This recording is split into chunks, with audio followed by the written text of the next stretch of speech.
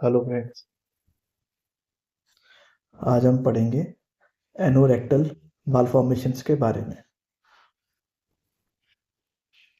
एक बार basic revise कर लेते हैं कि एनस बनता कहाँ से है, एनस का कितना पार्ट अंदर होता है, मतलब एंडोडर्म से बनता है, कितना पार्ट हमारा एक्टोडर्म से बनता है।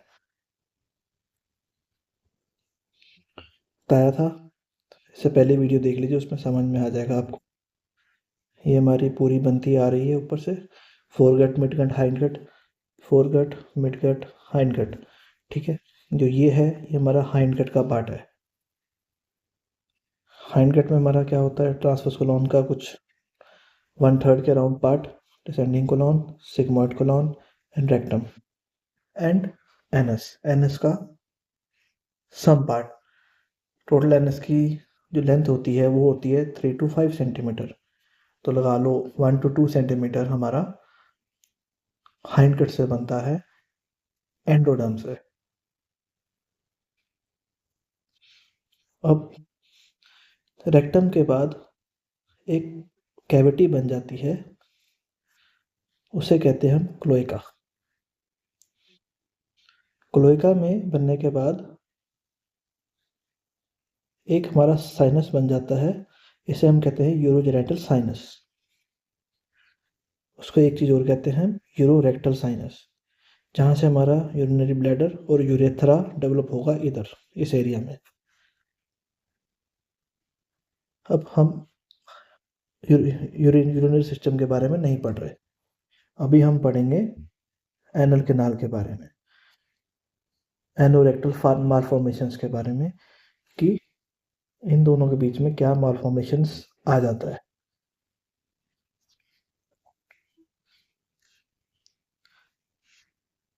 एनस का upper part around 1 to 2 centimetre, कहीं लिखा नहीं है कितना सेंटीमीटर है, अब जस्ट आइडिया दे रहा हूँ, बहुत मिनिमल पार्ट हमारा अंतर होता है इस डायग्राम के हिसाब से। अब जैसे ही हमारे जैसे ये एंडोडर्म है, वैसे ही हमारी एक्टोडर्म भी बॉडी में ड्यूरिंग डेवलपमेंट चल रही है साथ साथ। तो एनस का कुछ पार्ट, जो मेजर पार्ट है, वो हमारा आता है एक्टोडर्म से। एक्टोडर्म से आता है, यहाँ पर हमारा हाइंड कट बंद है, फिनिश हो गया यहाँ पे। तो यहाँ पर जो कैविटी को देख के हमारा एक्टोडर्म अंदर की तरफ इंडेंट हो जाता है, जिसको हम कहते हैं प्रोक्टोडर्म। और बीच में एक गैप होता है इनके, इसे कहते हैं हम डेंटेट लाइन। डेंटेट लाइन अगर रेक्टम और एनस के साथ कंबाइन हो जाता है एक्सटर्नल एनस से, जो हमारी एक्टोडर्म से आई है, तो कोई मालफॉर्मेशन नहीं होता, जो कि आमतौर पे मैक्सिमम नंबर ऑफ पॉपुलेशन में ऐसे होता है ड्यूरिंग बर्थ, ड्यूरिंग डेवलपमेंट। कुछ बच्चों में ये डेंटेट लाइन का फेलियर हो जाता है फ्यूज होने के लिए क्लोएका के साथ। Failure of fusion of cloaca with dentate line, इन्हें कहेंगे हम एनोरेक्टल मालफॉर्मेशंस।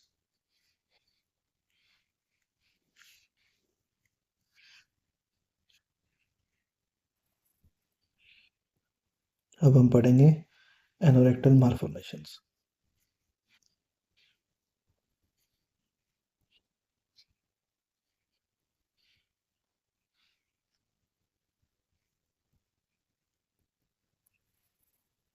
हमने देख लिया ये डेवलप कैसे होता है।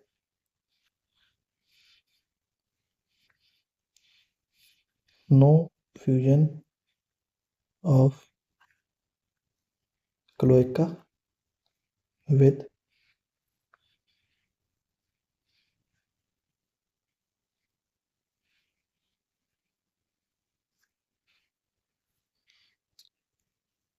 प्रोक्टोडर्म, मतलब एब्सेंस ऑफ डेंटेट लाइन। जब हमने ये बुक पढ़ा था। डेंटेट लाइन अगर हमारी नहीं होगी तो ये फ्यूज़ नहीं होगा। प्रोक्टोडर्म और क्लोएका आपस में फ्यूज़ नहीं करेंगे, हमारे एनोरेक्टल मालफॉर्मेशंस हो जाएंगे। एनोरेक्टल मालफॉर्मेशंस जिन बच्चों में होता है उनमें आमतौर पे साथ में वेक्टरल ग्रुप्स ऑफ डिजीजेस भी लिंक्ड होते हैं, जैसे कि पहले तो निमोनिक लिखेंगे, वैक टरल ऑफ डिजीजेस।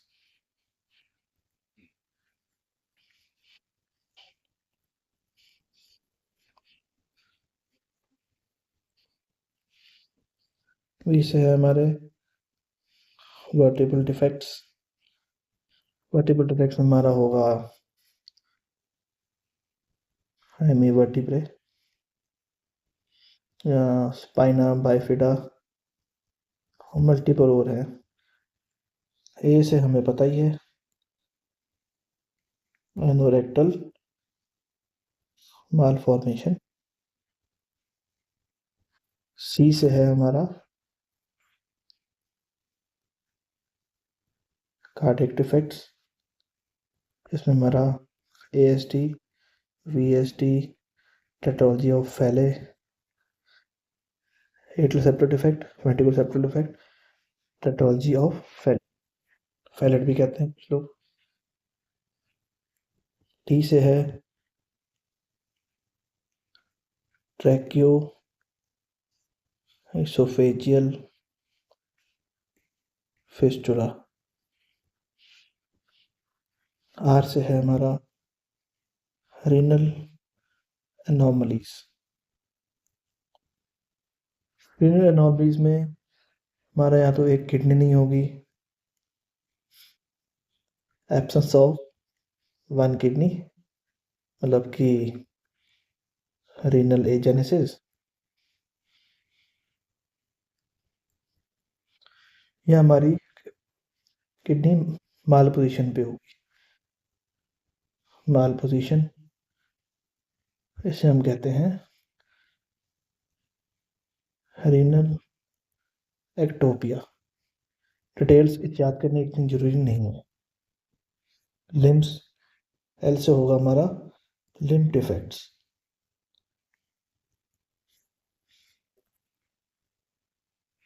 लिम्फ डिफेक्ट्स में हमारा पॉलीडेक्टाइली,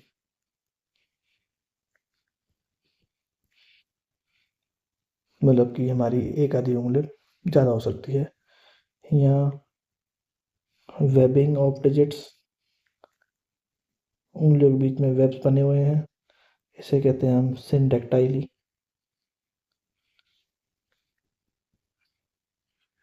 क्लब फुट हो गया हमारा, टीबिया का हाइपोप्लाजिया है, ग्रेट टो है, ये सब डिफॉर्मिटीज इसमें इंक्लूडेड होती हैं। मेन है हमारा वेक्टर ग्रुप को याद करना। वी से है हमारा वर्टिबल डिफेक्ट्स, ए से है एनोरेक्टल मालफॉर्मेशन जो कि हम डिटेल में करेंगे आगे। कार्डियक डिफेक्ट्स में ए S T, V S T, टेटोलॉजी of फैले। टी से ट्रैक्यो इसोफेगल फिस्टुला, में भी इसमें इसोफेगल एट्रेसिया पूरी हो चाहे ना हो वो फर्क नहीं पड़ता, होती है कुछ ना कुछ होगी। रीनल अनोमलीज होगी, रीनल या तो किडनी एक नहीं होगी या किडनी अलग पोजीशन पे होगी। लिम्फ डिफेक्ट्स हो सकते हैं। जिन बच्चों में एनोरेक्टल मालफॉर्मेशन होती है, जो कि हम जो पीडियाट्रिक्स होते हैं, वो जब बेबी डिलीवर होता है लेबर रूम में या लेबर ओटी में, वहाँ पर ये चीज़ें, ये डिफेक्ट्स चेक किए जाते हैं। एनजी ट्यूब को पास करके देखा जाता है कि मालफॉर्मेशन तो नहीं है। अब देखते हैं हम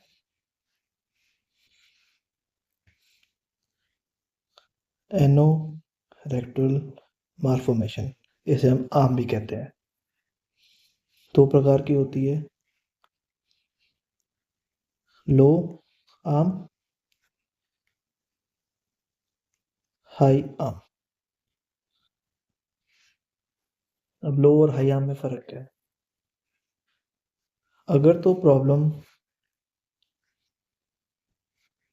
इसी एरिया में है, मतलब कि एक्टोडर्म से नहीं बना हमारा एनस, तो कहेंगे इसे हम लो एनोरेक्टल मालफॉर्मेशंस, कि एनस रेक्टम से फ्यूज ही नहीं हुआ क्योंकि एनस बना ही नहीं। और एक होता है हाई, उसमें क्या होता है, रेक्टम भी नहीं बना होता, एनस भी नहीं बना होता।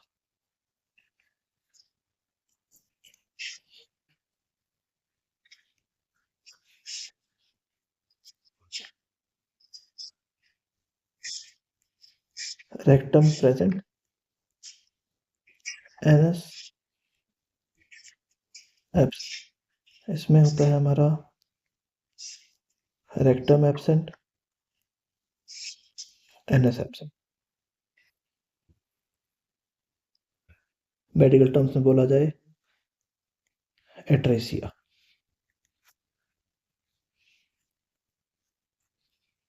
मतलब लो एनोरेक्टल मालफॉर्मेशन में रेक्टम प्रेजेंट होती है, एनएस का होता है हमारा एट्रेसिया। हाई एनोरेक्टल मालफॉर्मेशन में रेक्टम और एनएस दोनों का एट्रेसिया होता है। अब हमें क्या मिलेगा इसको जान के कि लो है कि हाई है। लो वाला है अगर, चेक कर लेते हैं। लो वाला है अगर, तो इसमें एनएस एब्सेंट है, डिस्टेंस ऑफ डिफेक्ट या मालफॉर्मेशन का लेस है। तो एनल कैनाल रिकंस्ट्रक्ट हो जाती है।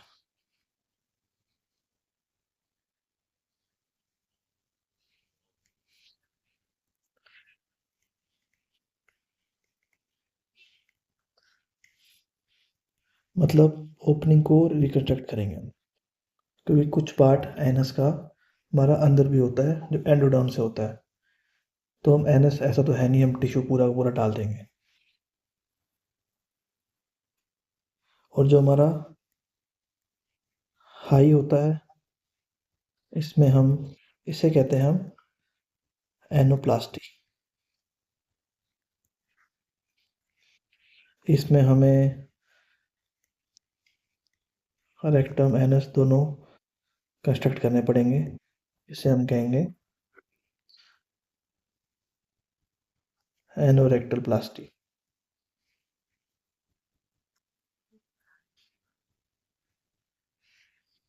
अब अगर ये बंद है ना, एट्रेजिया है, एनल कैनाल का दोनों केसेस में होगा, तो कहीं ना कहीं फीसिस पास होंगे, जिसके लिए हमारा फिस्टुला फॉर्म हो जाता है। फिस्टुला फॉर्म कहाँ होगा, यूरोजेनेटल साइनस से। अब यहाँ पर तो स्टूल्स प्रेजेंट हैं, ये रास्ता नहीं है, तो यहाँ से एक फिस्टुला बनेगा और ये यूरेथ्रा से, इन case of males and in case of females, यहाँ से वजाइनल से फिस्टुला निकल जाएगा।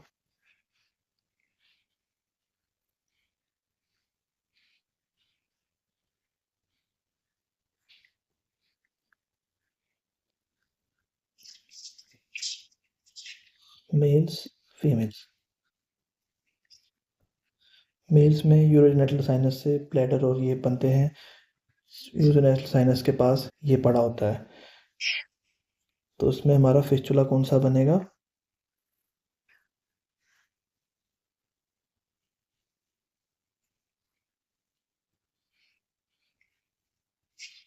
रेक्टो यूरेथ्रल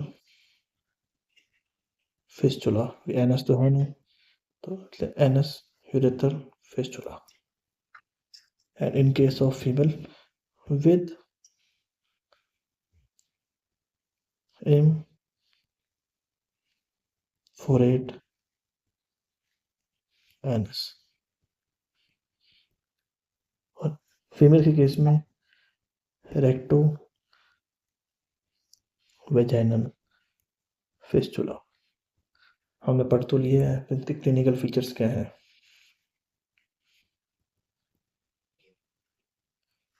ये हमारा डायग्नोस बर्थ पे होता है।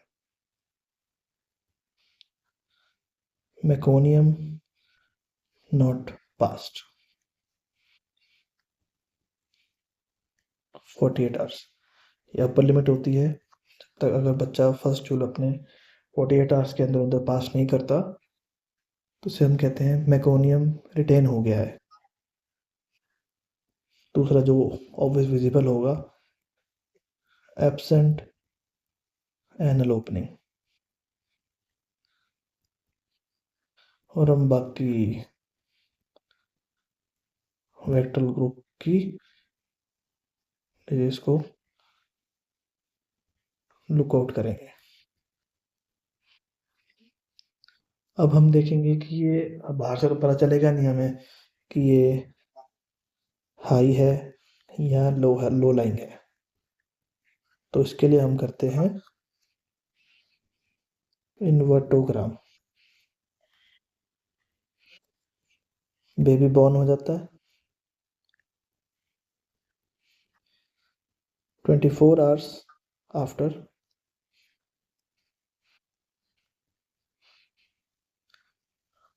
हम बेबी को